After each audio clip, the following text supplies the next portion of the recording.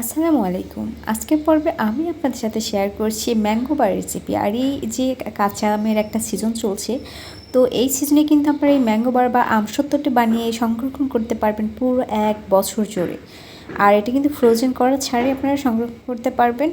আর খেতে কিন্তু একদম দোকানের কেনা যে আমরা ম্যাঙ্গো বারটা কিনে খাই, ঠিক তার থেকে কিন্তু বেশি টেস্টি হয়েছিল।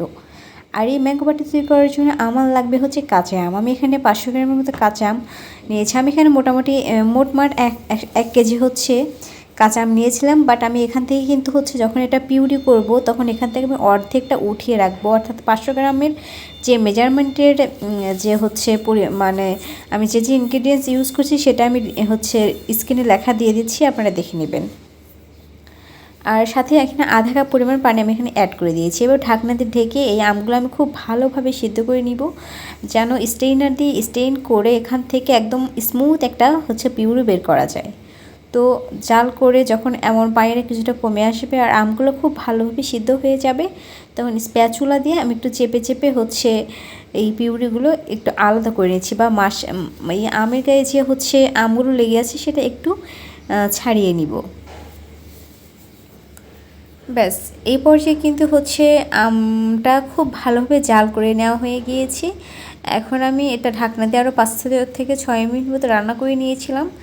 দেন তারপরে যে দেখতে পাচ্ছেন একটা স্মুথ পিউরি বের হয়ে গিয়েছে। এখন আমি এটা স্টেইন করে নিচ্ছি একটা স্টেইনার দিয়ে। এটা আমি হচ্ছে এভাবে নেড়ে চেড়ে যে স্মুথ একটা পেস্ট বা পিউরি বের হয় সেটা বের করে নিচ্ছি, যেন ভিতরে কোনো হচ্ছে আঁশ বা একটু দানা দানা ভাব না থাকে। একদম সফট বা মিহি এই পিউরিটা বের করে নেবেন।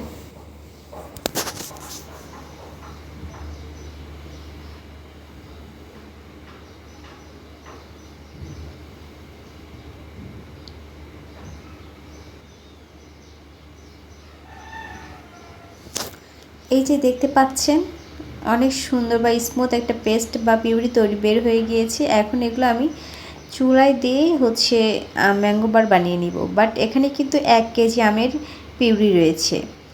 এখান থেকে আমি প্রথমে পুরোটাই দিয়ে দিব, তারপরে কিছুক্ষণ জাল করে আমি এখান থেকে অর্ধেকটা আমের পিউরি উঠিয়ে নিব।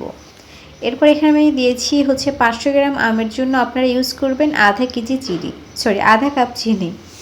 তো আমি এখানে আধা কাপ চিনি দিয়ে নিয়েছি। এখন এটা জাল করে হচ্ছে একদম মানে কমিয়ে নেবে বলতে পারে। এটা হচ্ছে আর 500 গ্রাম আমের পিউরি আপনারা করে নেবেন মোটামুটি 250 গ্রাম। এই দেখতে পাচ্ছেন জাল করতে করতে যখন এরকম কনসিস্টেন্সি চলে আসবে, ঠিক এর মধ্যে আমি অ্যাড করে দিব হচ্ছে গ্রিন ফুড কালার। আপনারা চাইলে কিন্তু এখানে অরেঞ্জ ফুড কালারটা ইউজ করতে পারবেন, আপনারা না চাইলে কিন্তু এখানে কোনো রকম ফুড কালার ইউজ করার দরকার নেই। বাট আমি এখানে 2-3 ফোঁটা হচ্ছে গ্রিন ফুড কালার ইউজ করেছি। তারপর 3 মিনিটের মধ্যে এটা আমি জাল করে নিয়ে একটা প্লেটে উঠিয়ে নিব। প্লেটটাতে ফার্স্টে কিন্তু একটু তেল ব্রাশ করে নেবেন, তাহলে কি হয় যখন আপনি এটা রোদে দিয়ে শুকাবেন তারপর এটা ইজিলি হচ্ছে প্লেট থেকে উঠে আসবে। এই জন্য কিন্তু আমি এখানে তেলটা ব্রাশ করে নিয়েছিলাম। তারপরে এই যে দেখতে পাচ্ছেন আমি রোদে শুকাইতে দিয়েছি, যে দেখতে পাচ্ছেন বারান্দায়।